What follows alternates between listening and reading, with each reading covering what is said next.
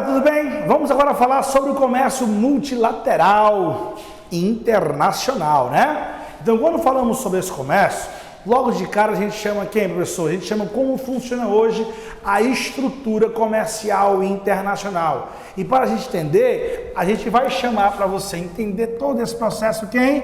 A atual DIT, Divisão Internacional do Trabalho, onde cada grupo de países vai estar aí com uma função específica diante do cenário internacional, onde hoje vamos ter de um lado quem, professor? Hoje vamos ter de um lado os países desenvolvidos,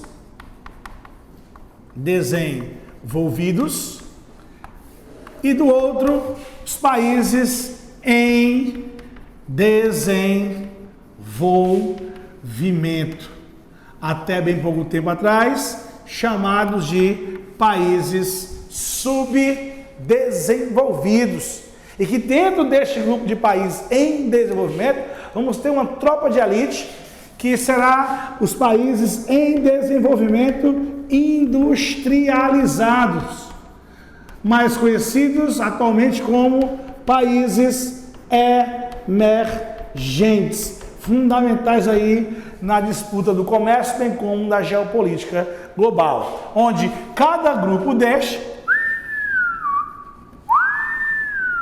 vai ter uma função, como nós falamos no começo do vídeo, específica, função específica. Aí você diz, como assim, professor? Você deve lembrar, lá nas aulas de história do Brasil, nas primeiras aulas, Brasil Colônia, que vai nascer quando, hein, professor? No momento das grandes navegações, mercantilismo, capitalismo comercial, surgindo naquele cenário, o famoso e famosíssimo Pacto Colonial, onde de um lado nós tínhamos as metrópoles e do outro as colônias. Olha aí, professor, é muito parecido, né? A ideia é a mesma, que a origem do comércio mundial, na verdade é a origem do comércio mundial como a gente vê hoje. O comércio mundial já existia antes disso aqui, mas nos moldes atuais vai começar nesse contexto. A globalização vai começar nesse contexto. A expansão do capitalismo vai começar nesse contexto. Beleza? Onde?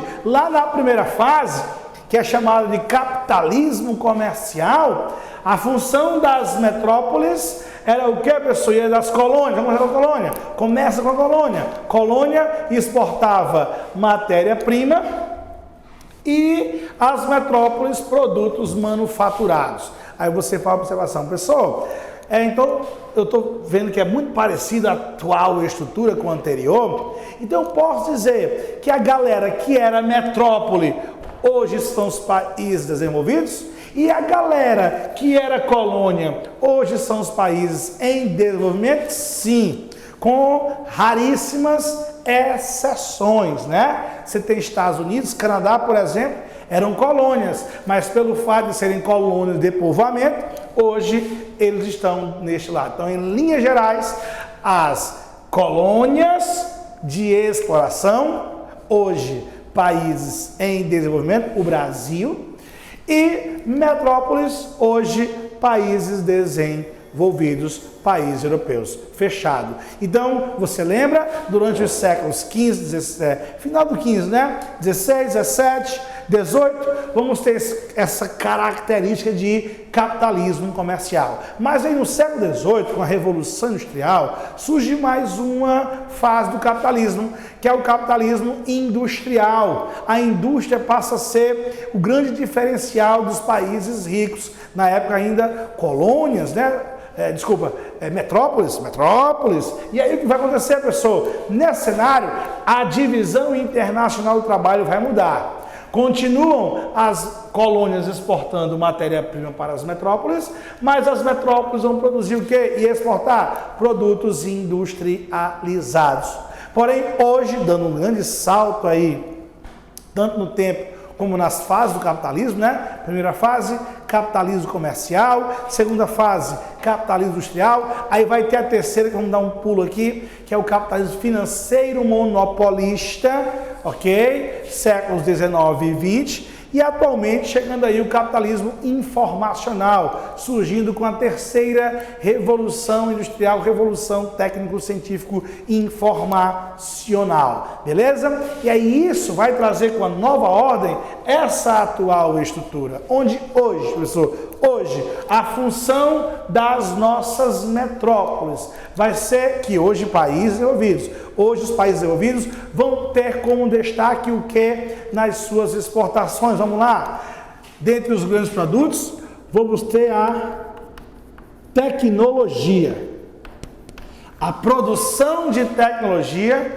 e a venda dessa tecnologia para os países ricos vai ser hoje o grande diferencial das nações superpotências, como no caso do Japão, galera. Geograficamente é um país muito frágil, sem grandes reservas de petróleo, sem reservas de minério, um clima muito instável, suscetível aí o país a terremotos, a vulcões, a tsunamis, a uma série de desastres da natureza, mas que consegue, com toda essa diversidade geográfica, ser uma das maiores potências do mundo, ser aí o terceiro PIB do planeta. Por que, hein, professor? A resposta está aqui, que atualmente os países ricos se classificam, se intensificam, se consolidam como países ricos, aqueles que investem em tecnologia, porém não só em tecnologia, a gente associa também a produtos industrializados,